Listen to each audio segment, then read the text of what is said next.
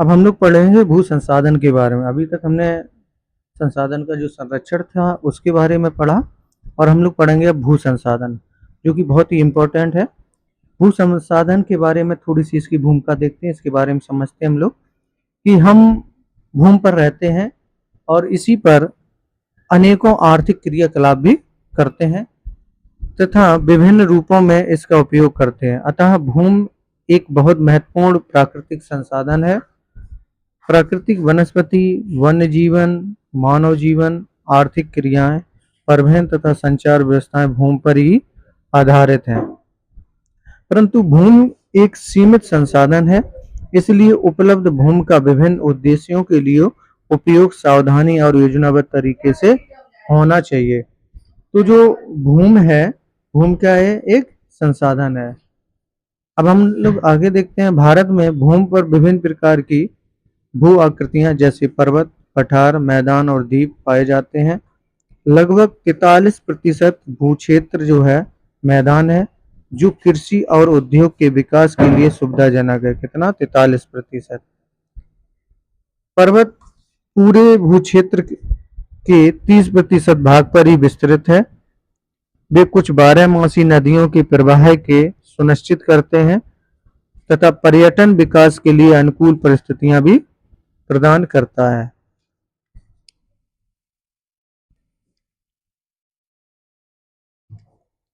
और आगे देखते हैं। देश के क्षेत्रफल का लगभग 27% हिस्सा पठारी क्षेत्र है।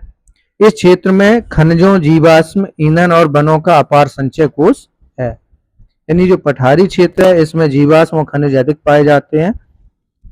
इन पॉइंटों को विशेष ध्यान रखें कि लगभग भू क्षेत्र जो मैदान है वो कितना है? 43% है। अगर पर्वत देखें तो पूरे भू क्षेत्र में लगभग कितना? 30% है। और अगर हम पठारी क्षेत्र देखें तो वो 27% है। इस प्रकार से ये क्षेत्र हैं। आगे हम देखते हैं। ये हमारा एक आंकड़े के अनुसार अगर देखें तो ये जो 27% है ये हमारा क्या है? पठारी क्षेत्र है। 30% जो हमारा है वो हमारा पर्वतीय क्षेत्र है और 43 जो % है ये हमारा क्या है? मैदान है। इस प्रकार से हम लोग याद रखेंगे। आगे हम लोग पढ़ते हैं कि अगर हम वन देखें तो वन का औसत जो है वो कितना है? 45.26%। इन दृश्य से हम लोग देखें इस क्षेत्र में तो 45.26% जो है वो वन है। अगर बंजर कृषि योग्य भूमि अगर हम लोग देखें तो वो हमारी 12।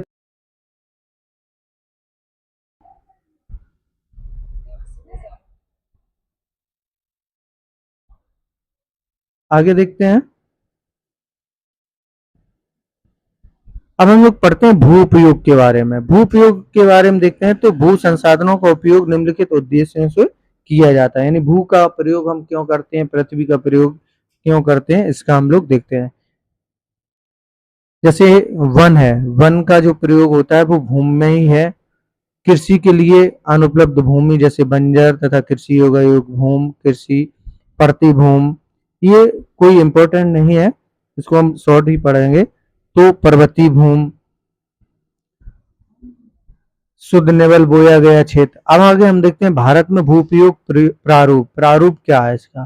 तो भू उपयोग को निर्धारित करने वाले तथ्यों में भौतिक कारक जैसे भू आकृति, जलवायु और मृदा के प्रकार तथा मानवीय कारक जैसे जनसंख्या घनत्व, प्रौद्योगिकी क्षमता, संस्कृति और परंपराएं इत्यादि शामिल हैं। भारत का कुल भौगोलिक क्षेत्रफल कितना है? 32.8 लाख वर्ग किलोमीटर है, परंतु इसके 93% भाग के ही भू उपयोग आंकड़े उपलब्ध हैं। यानी जो हमारा 32,87,263 वर्ग किलोमीटर जो क्षेत्रफल है भारत का, उसका जो देखा जाए तो 93% ही उसका भाग वह जो है उसके भूमि का उपयोग किया जाता है। पूर्वोत्तर प्रांतों में असम को छोड़कर अन्य प्रांतों के सूचित क्षेत्र के बारे में जानकारी उपलब्ध नहीं है। इसके अलावा जम्मू और कश्मीर में पाकिस्तान और चीन अधिकृत क्षेत्र के भूमि उपयोग का सर्वेक्षण भी नहीं हुआ है। इस प्रकार से कितना यूज होता है? 93%। आगे अगर हम देखें तो भू उपयोग के दो वृत्त क्षेत्रों की तुलना से अगर पता करें तो 1960 और 61 और 2002 और 3 के बीच जो शुद्ध यानी निबल बोए गए क्षेत्र और वनों के अंतर्गत भूमि को बहुत ही सीमित परिवर्तन ही पाया गया। स्थायी चारागाहों के अंतर्गत भी भूमि कम हुई है और पशुधन की भी इतनी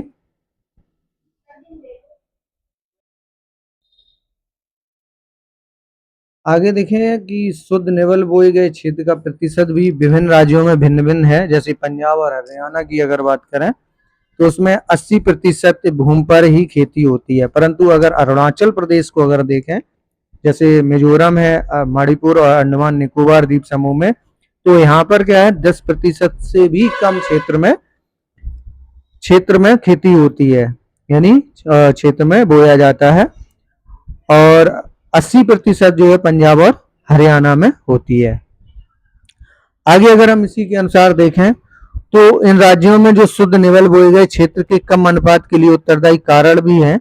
जैसे हमारे देश में राष्ट्रीय वन नीति है, हमारे देश में राष्ट्रीय वन नीति यानी भारत में राष्ट्रीय अगर वन नीति की अगर बात करें तो 1952 में अपनाई गई, द्वारा निर्धारित जो राष्ट्रीय वन नीति का गठन हुआ था वो 1952 में हुआ था, और उस नीति के अनुसार वनों के अंतर्गत जो 33% भौगोलिक क्षेत्र वांछित है, यानी जो भौगोलिक क्षेत्र के अनुसार देखें तो 33% ही भौगोलिक क्षेत्र पर वन आच्छादित हैं, जिसकी तुलना में वन के अंतर्गत क्षेत्र काफी कम है। वन नीति द्वारा निर्धारित यह सीमा पारिस्थितिकी संतुलन बनाए रखने के लिए आवश्यक है और वन क्षेत्रों के आसपास रहने वाले लाखों लोगों की आजीविका इस पर निर्भर करती है।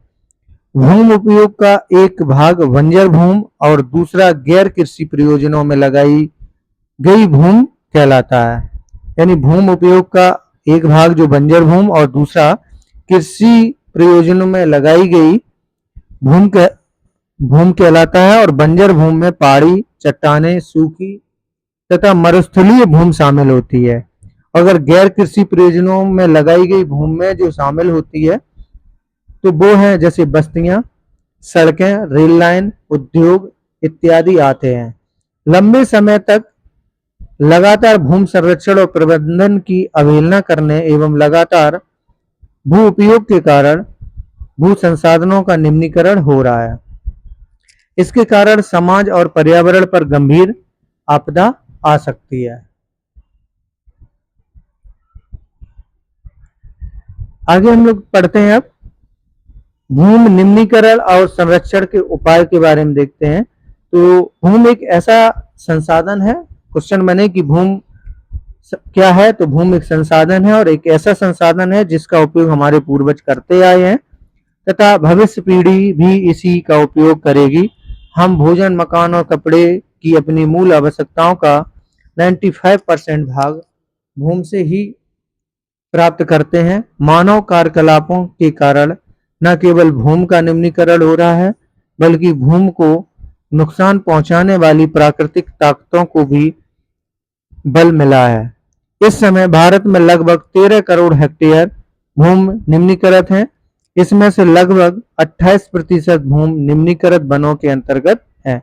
अगर हम देखें तो भारत में लगभग कितना 13 करोड़ जो है 13 करोड़ हेक्टेयर भूमि निम्नीकृत है। इसमें से लगभग 28% भूमि निम्नीकृत और वनों के अंतर्गत 56% जल क्षेत्र जल अपर्दित है और शेष क्षेत्र लवणीय और क्षारीय है। कुछ मानव क्रियाओं जैसे वनोन्मूलन आदि, पशुचारण, खनन भी भूमि के निम्नीकरण मुख्य भूमिका निभाई है। आगे हम लोग पढ़ते हैं खनन के उपरांत खदानों वाले स्थानों को गहरी खाइयों और मलबे के साथ खुला छोड़ दिया जाता है। अब हम लोग पढ़ते हैं मृदा संसाधन के बारे में।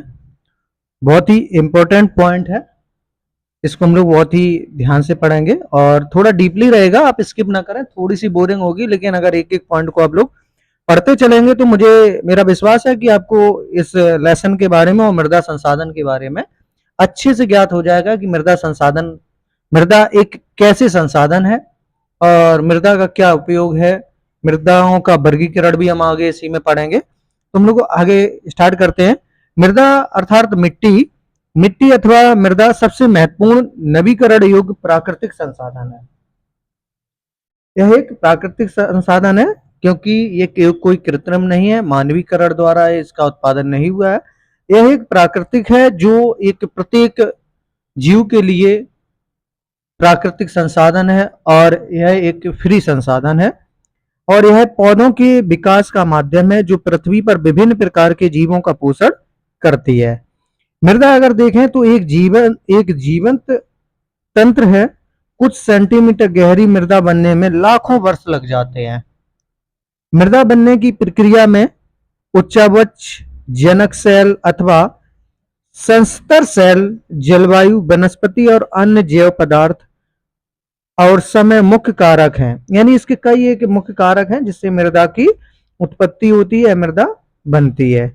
आगे देखते हैं कि प्रकृति के अनेक तत्वों जैसे तापमान में परिवर्तन, बहते हुए जल की क्रिया, पवन, हिमनदी, अपघटन क्रिया आदि जैसे ये जो क्रियाएं हैं वो सब ही क्या है, एक मृदा बनने की प्रक्रिया में योगदान देती हैं या सहायक होती हैं।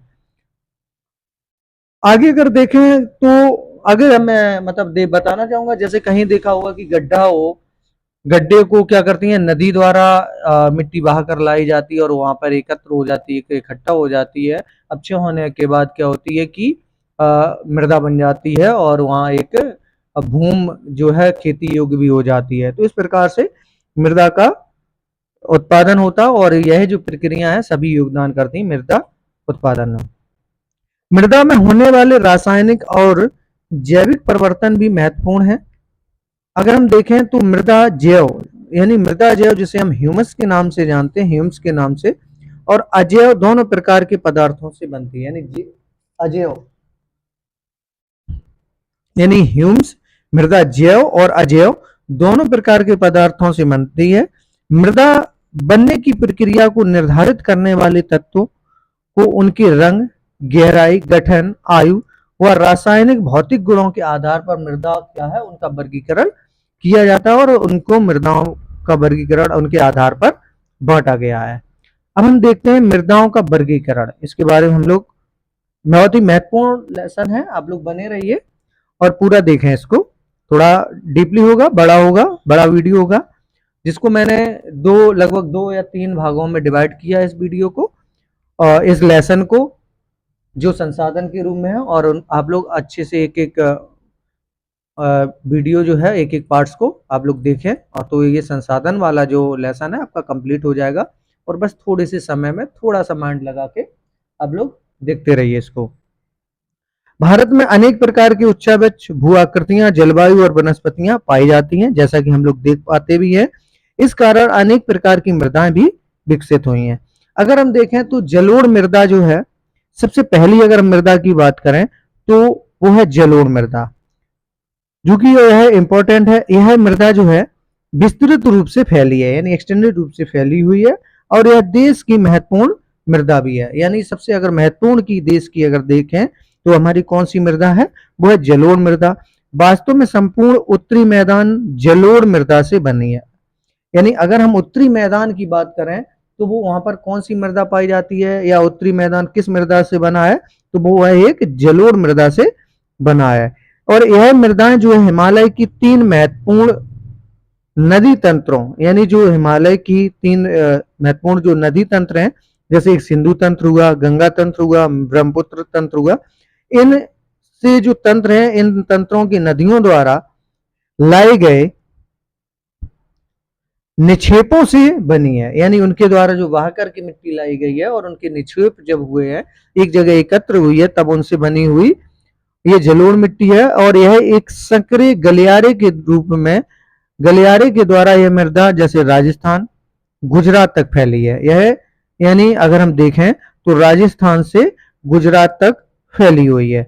जैसा कि हम लोग अगर देखें तो यह जो है यहाँ से अगर देखते हैं तो इस प्रकार से यहाँ तक क्या है, एक इसमें यहाँ पर जलोढ़ मिट्टी का ही भाग हमें दिखाई पड़ता है।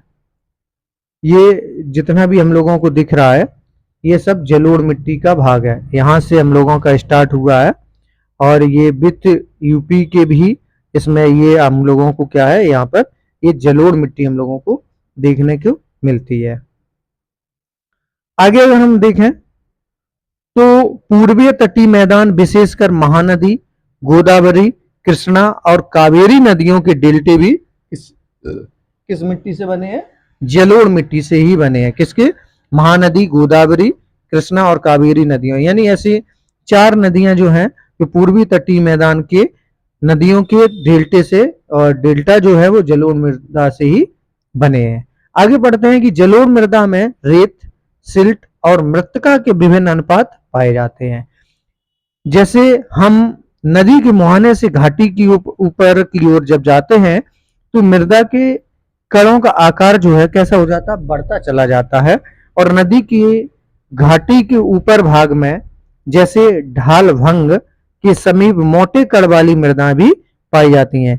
ऐसी मृदाएं पर्वतों को तलहटी पर बने मैदानों जैसे द्वार, क्षेत्र और तराई आमतौर पर पाई जाती है। तो ये सब क्या है, एक जलोढ़ मृदा की विशेषताएं हैं जो कि क्षेत्र, तराई आमतौर पर जो पाई जाती है वो किसमें पाई जाती है, जलोढ़ मिट्टी इसमें पाई जाती है। अगर हम देखें कि कणों के आकार या घटकों के अलावा मृदाओं की पहचान उनके आयु से भी होती है, यानी कितनी पुरानी है इससे भी होती है। आयु के आधार पर देखें तो जलोढ़ मृदा जो है वो 2 प्रकार की होती है। एक तो पुराना जलोढ़ जिसे हम बांगर के नाम से जानते हैं, एक नया जलोढ़ जिसे हम खादर के नाम से जानते हैं। पुराना जलोढ़ यानी जलोढ़ मृदाएं कितने टाइप्स की होती हैं, 2 टाइप्स की, और जिसमें फर्स्ट टाइप हमारा है पुराना जलोढ़ जिसे हम बांगर के नाम से जानते हैं। सेकंड टाइप आता है हमारा नया जलोढ़ जिसे हम खादर के नाम से जानते हैं। अब हम देखते हैं कि बांगर मृदा क्या है। बांगर मृदा में क्या होता है कि कंकड़, यानी जो कंकड़ होते हैं, कंकड़ ग्रथियों की मात्रा ज्यादा होती है। और खादर मृदा में क्या होता है, बांगर मृदा की तुलना में ज्यादा महीन कण पाए जाते हैं। यानी अगर बांगर मृदा की बात करें तो उसकी अपेक्षा क्या है, इसमें बहुत ही महीन कण पाए जाते हैं। जलोढ़ मृदाएं बहुत उपजाऊ होती हैं। अधिकतर जलोढ़ मृदाएं जो है पोटास, फास्फोरस और चूना युक्त होती हैं, जो इनको गन्ने, चावल, गेहूं और अन्य अनाजों और दलहन फसलों की खेती के लिए उपयुक्त बनाती है। तथा अधिक उपजाऊपन के कारण जलोढ़ मृदा वाले क्षेत्रों में गहन कृषि की जाती है। यहाँ पर इसमें क्या होता है, गहन कृषि की जाती है। और यहाँ जनसंख्या घनत्व भी कैसा है, अधिक है, जो कि सूखे क्षेत्रों की मृदाएं अधिक क्षारीय होती हैं। और इन मृदाओं का सही अगर उपचार देखा जाए और सिंचाई करके तो इसमें पैदावार जो है इसमें बढ़ाई जा सकती है, अगर सही से इसका उपचार किया जाए और इसमें सही समय से सिंचाई की जाए। तो मैंने जलोढ़ मृदा के बारे में पढ़ा जो कि अपने देश में सबसे अधिक मात्रा में जलोढ़ मृदा पाई जाती है। यह 2 प्रकार की होती है, पुराना जलोढ़ जिसे बांगर के नाम से जानते हैं, नया जलोढ़ जिसे हम खादर के नाम से जानते हैं। यह राजस्थान से गुजरात के क्षेत्र में पाई जाती है, जिसमें नदियां जैसे हमारी हैं, महानदी है, गोदावरी है, इस प्रकार की जो नदियां हैं, ये इसके जो डेल्टा है वो जलोढ़ मिट्टी से बने हुए हैं। इसमें तीनों तंत्र होते हैं, जैसे गंगा नदी तंत्र, ब्रह्मपुत्र, सिंधु, यह भी जलोढ़ मिट्टी से ही बने हुए हैं। तो इस प्रकार से हमने आगे इसमें जो जलोढ़ मिट्टी होती है वो पोटास और फास्फोरस और चूना युक्त होती है। तो इस प्रकार से हमने जलोढ़ मृदा के बारे में बहुत ही अच्छे से पढ़ा और समझा। अब हम लोग, मुझे विश्वास है कि आप लोगों को जलोढ़ मिट्टी समझ में आ गई होगी। अब हम लोग आगे बढ़ते हैं, सेकंड नंबर वो हमारी काली मिट्टी, जो कि ये भी बहुत ही इंपॉर्टेंट है, जहाँ सबसे ज्यादा काली मिट्टी जो है वो हमें गुजरात में देखने को मिलती है, जिसमें कपास की खेती जो है सबसे अधिक की जाती है। चले पढ़ते हैं काली मृदा के बारे में।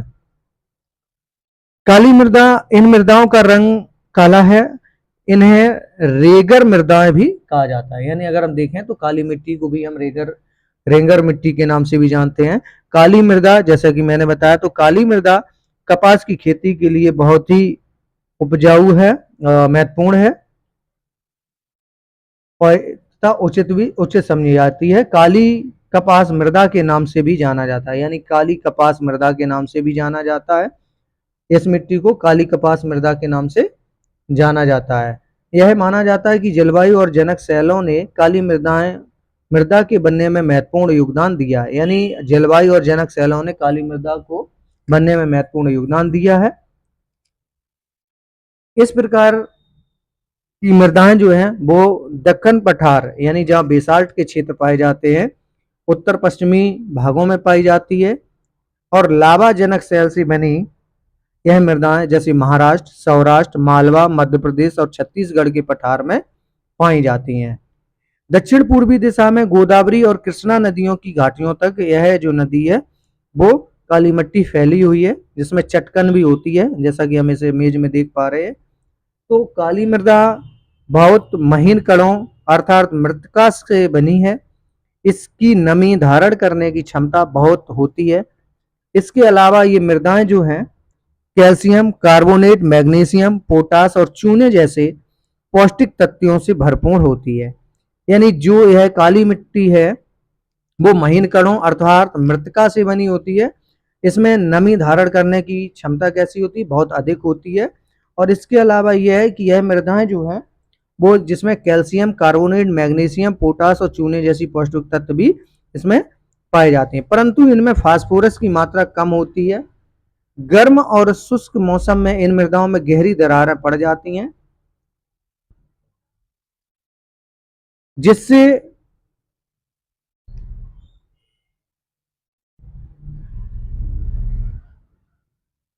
जिससे वे अच्छी तरह वायु मिश्रण हो जाता है। गीली होने पर ये मृदाएं चिपचिपी हो जाती हैं और इनको जोतना मुश्किल होता है। इसलिए इसकी जुताई जो है मानसून प्रारंभ होने की पहली बौछार से ही शुरू कर दी जाती है। तो इस प्रकार से हमने पढ़ा काली मिट्टी। काली मिट्टी में जो कि कपास के लिए बहुत ही उपजाऊ है, जिसे हम काली कपास मृदा के नाम से भी जानते हैं, जिसमें कैल्शियम कार्बोनेट, मैग्नीशियम, पोटास और चूना जैसे पौष्टिक तत्व पाए जाते हैं। इसमें फास्फोरस कम पाया जाता है तथा इसके जो क्षेत्र होते हैं जैसे सौराष्ट्र, महाराष्ट्र, छत्तीसगढ़, यहाँ के जो पठार हैं मध्य प्रदेश, इसमें ये काली मिट्टी पाई जाती है। अब हम लोग तीसरी नंबर की पढ़ते हैं, वो लाल और पीली मृदा के बारे में हम लोग पढ़ेंगे। लाल और पीली मृदा क्या है? लाल मृदा दक्कन पठार के पूर्वी और दक्षिणी हिस्सों में रवेदार आग्नेय चट्टानों पर कम वर्षा वाले भागों में विकसित हुई है।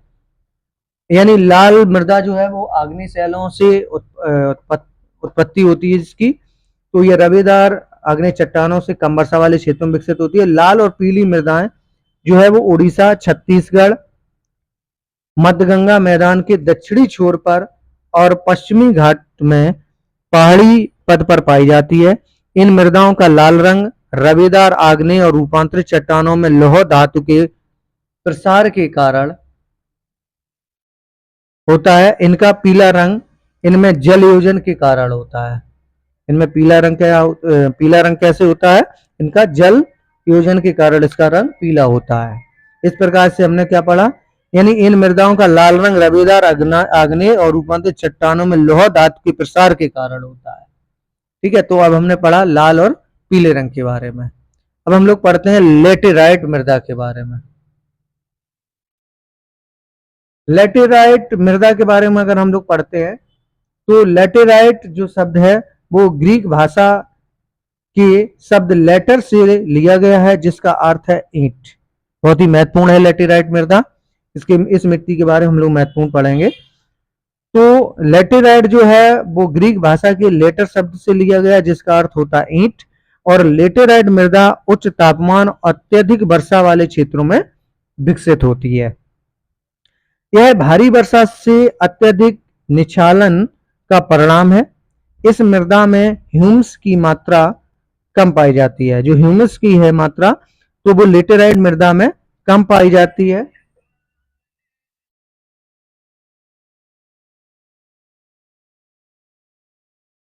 क्योंकि अत्यधिक तापमान के कारण जैविक पदार्थों को अपघटित करने वाले बैक्टीरिया नष्ट हो जाते हैं। लैटेराइट मृदा पर अधिक मात्रा में खाद और रासायनिक उर्वरक डालकर ही खेती की जा सकती है। यह मृदाएं जो मुख्य तौर पर जैसे कर्नाटक, केरल, तमिलनाडु, मध्य प्रदेश और उड़ीसा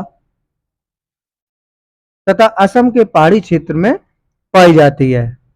जो लैटेराइट मृदा है वो इन क्षेत्रों में पाई जाती है, किसमें? कर्नाटक, केरल, तमिलनाडु, मध्य प्रदेश।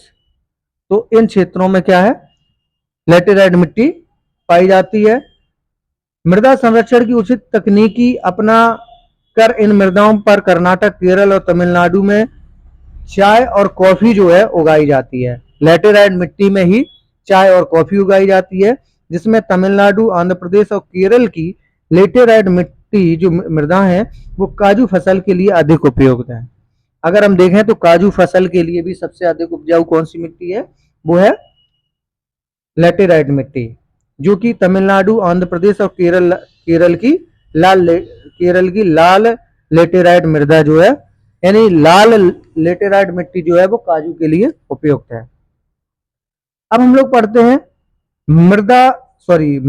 मरुस्थलीय मृदा के बारे में। तो मरुस्थलीय मृदा के बारे में हम लोग पढ़ेंगे। अब हम लोग पढ़ते हैं मरुस्थलीय मृदा के बारे में। ये भी बहुत ही इंपॉर्टेंट है, जैसा कि मरुस्थली से मरुस्थल पता चल रहा होगा कि ये कहाँ पर पाई जाती है। मरुस्थलीय मृदाओं का रंग जो है वो कैसा होता है? लाल होता है, लाल और भूरा होता है। यह मृदाएं आमतौर पर रेतीली और कैसी? लवड़ी होती हैं। कुछ क्षेत्रों में क्या होता है? नमक की मात्रा भी इसमें अधिक होती है कि झीलों से जल वाष्पीकृत करके खाने का नमक भी बनाया जाता है। शुष्क जलवायु और उच्च तापमान के कारण जल वाष्पन दर अधिक है। शुष्क जलवायु और उच्च तापमान के कारण जल वाष्पन दर अधिक है।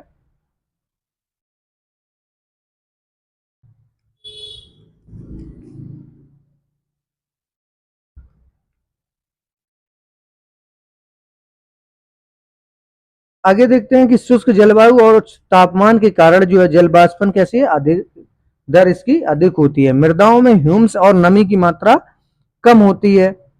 मृदाओं की सतह के नीचे क्या है? कैल्शियम की मात्रा बढ़ती चली जाती है और नीचे की परतों में चूने के कंकर की सतह पाई जाती है। किसमें? मरुस्थलीय मिट्टी में।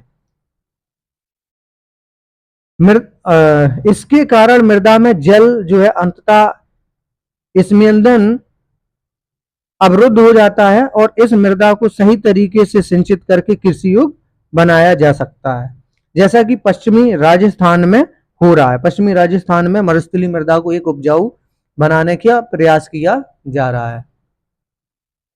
अब बात करते हैं वन मृदा की।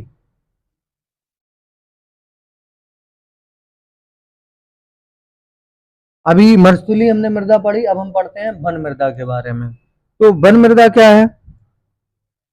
यह मृदाएं जो है वन मृदा, यह मृदाएं आमतौर पर पहाड़ी और पर्वतीय क्षेत्रों में पाई जाती हैं, जहां पर्याप्त वर्षा वन उपलब्ध। इन मृदाओं के गठन में पर्वतीय पर्यावरण के अनुसार बदलाव आता है तथा नदी घाटियों में मृदाएं जो हैं दोमट और सिल्टदार होती हैं। नदी घाटियों में कैसी वन मृदा पाई जाती है? वो दोमट तथा सिल्टदार पाई जाती है, परंतु ऊपरी ढालों पर इनका गठन जो है मोटे कणों का होता है। हिमालय के हिमाच्छादित क्षेत्रों में अगर इन मृदाओं को बहुत अपर्दन होता है और अधिशिलिक तथा ह्यूम्स रहित होती हैं। कौन सी? वन मृदा। आगे देखते हैं तो नदी घाटियों के निचले क्षेत्रों में विशेषकर नदी सोपानों और जलोढ़ पंखों आदि में ये मृदा जो है उपजाऊ होती हैं। इस प्रकार से हमने मृदाओं का वर्गीकरण पढ़ा। जैसा कि अगर हम देखें तो हमारी मिट्टी जो है जलोढ़ मिट्टी हुई, काली मिट्टी हुई, लाल तथा पीली मिट्टी हुई, लैटेराइट मिट्टी हुई, मरुस्थलीय मिट्टी हुई और वन मृदा जो हुई। इस प्रकार से हमने 5 या 6 टाइप जो हैं उनके बारे में हमने इन मृदाओं का वर्गीकरण अच्छे से पढ़ा और समझा भी। एक एक इससे बनने वाले पॉइंट को भी हमने पढ़ा। अब हम आगे पढ़ेंगे मृदा अपरदन और संरक्षण के बारे में।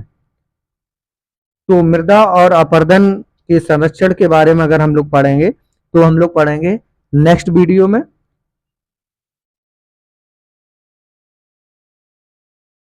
अब हम लोग पढ़ते हैं मृदा अपरदन और संरक्षण के बारे में। तो मृदा के कटाव और उसके बहाव की प्रक्रिया को मृदा अपरदन कहा जाता है। मृदा अपरदन किसे कहा जाता है? मृदा की कटाव और उसके बहाव की प्रक्रिया को मृदा अपरदन कहा जाता है। मृदा के बनने और अपरदन की क्रियाएं जो हैं वो आमतौर पर साथ साथ चलती हैं। यानी मृदा अपरदन क्या होता है? जो कटाव होता है एक जगह से दूसरी जगह पर। संरक्षण क्या होता है? उसका बसाव होता है, एक जगह पर जमती है। तो इस प्रकार से ये मृदा अपरदन और संरक्षण के परिभाषा है।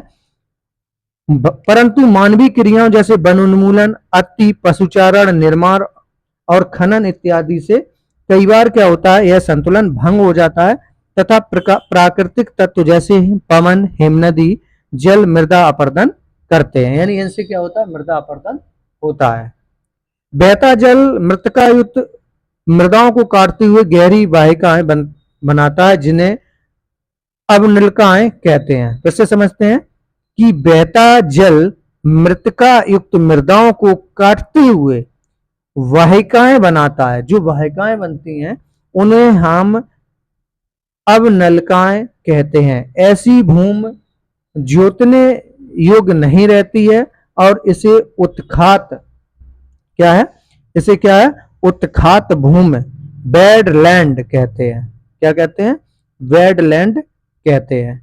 चंबल बेसिन में ऐसी भूमि को खंड भूमि कहा जाता है। यानी ऐसी भूमि जोतने योग्य नहीं रहती हैं तो जिसे हम उत्खात भूमि कहते हैं। और चंबल बेसिन में ऐसी भूमि को हम एक खड्ड भूमि के नाम से भी जानते हैं। कई बार जल विस्तृत क्षेत्र के को ढके हुए ढाल के साथ नीचे की ओर बहता है और ऐसी स्थिति में इस क्षेत्र की ऊपरी मृदा जो है घुलकर जल के साथ बह जाती है। आगे हम लोग देखते हैं पवन द्वारा मैदान अथवा ढालू क्षेत्र से मृदा को उड़ा ले जाने की प्रक्रिया को पवन अपरदन कहा जाता है। और कृषि के गलत तरीकों से भी मृदा अपरदन होता है। गलत ढंग से हल चलाने, जैसे ढाल पर ऊपर से नीचे की ओर हल चलाने से वाहिकाएं बन जाती हैं, जिसके अंदर से बहता पानी आसानी से मृदा का कटाव करता है। ढाल वाली भूमि पर समोच्च रेखाएं के समानांतर हल चलाने से भी ढाल के साथ जल बहाव की गति घटती है। इसे हम समोच्च जुताई कहा जाता है। ढाल वाली भूमि पर सोपान बनाए जा सकते हैं। सोपान जो है वो कृषि अपरदन को नियंत्रित करती है। पश्चिमी और मध्य हिमालय में सोपान अथवा सीढ़ीदार कृषि काफी विकसित है। बड़े खेतों को पट्टियों में बांटा जाता है और फसलों के बीच में घास की पट्टियां उगाई जाती हैं। ये पवनों द्वारा जनित बल को कमजोर कर देती है। इस तरीके से पट्टी कृषि कहते हैं। यानी बड़े खेतों को पट्टियों में बांटा जाता है और फसलों के बीच घास की पट्टियां उगाई जाती हैं और ये पवनों द्वारा जनित बल को कमजोर कर देती हैं। इस तरीके को पट्टी कृषि कहते हैं। पेड़ों को कतारों से लगाकर रक्षक मेखला बनाना भी पवनों की गति कम करता है। इन रक्षक पट्टियों का पश्चिम भारत में रेत के टीलों के स्थायीकरण में महत्वपूर्ण योगदान रहा है। मैंने मिट्टी के बारे में अच्छे से पढ़ा और समझा। अब आगे हम लोग देखते हैं भारत के पर्यावरण की दशा देख लेते हैं क्या है। तो इस दशा के बारे में देखते हैं। तो सुखो माजरी गांव और झाबुआ जिले ने यह कर दिखाया कि भूमि निम्नीकरण प्रक्रिया को पलटा जा सकता है। सुखो माजरी में वृक्ष घनत्व 1976 में 13 प्रति हेक्टेयर था, जो कि आज की 1992 में बढ़कर 1272 प्रति हेक्टेयर हो गया। पर्यावरण के पुनर्जनन से अधिक संसाधन उपलब्धता, कृषि और पशुपालन में सुधार के परिणाम स्वरूप आमदनी बढ़ती है और समाज में आर्थिक समृद्धि आती है। और सुखो माजरी में 1979 से 1984 के बीच परिवारों की औसत वार्षिक आमदनी 10,000 से 15,000 रुपए थी। इस प्रकार से हमने संसाधन जो लेसन है फर्स्ट क्लास 10th का एनसीईआरटी का, इससे बनने वाले एक एक महत्वपूर्ण पॉइंटों को, एक एक इससे बनने वाले प्रश्नों को अच्छे से इसके बारे में हमने समझा।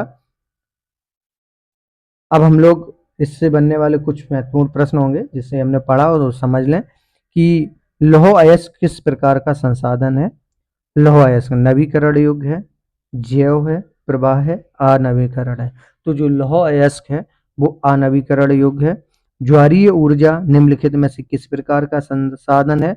तो जो ज्वारीय ऊर्जा है वो एक मानवकृत है।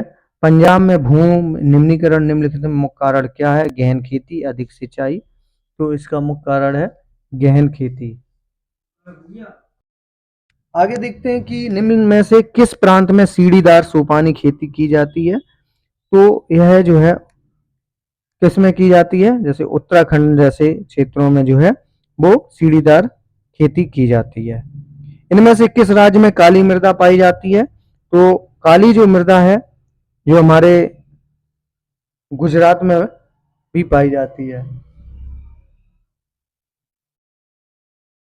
आज के लिए इतना ही, मिलते हैं नेक्स्ट वीडियो में। जय हिंद, जय भारत।